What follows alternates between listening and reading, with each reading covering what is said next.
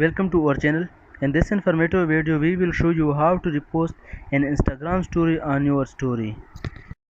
Click on the story which you want to repost.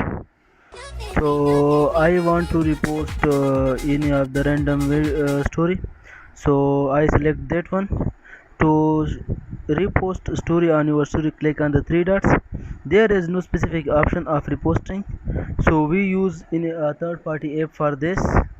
So click on that third party apps, Mate Pro.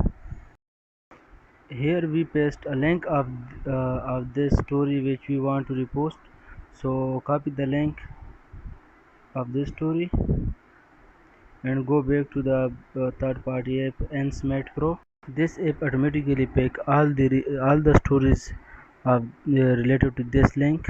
So we just want to repost one of them. So click on the download button. You see that the story is downloaded to our gallery.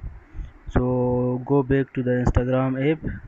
Here we repost it from by clicking on your story. Select the story which is downloaded to our gallery. So this is the story which we want to repost is our story. So click on your story. Once you click on your story, it will be reposted to your story. So click on your story to see to review it. So the story is reposted. Thanks for watching.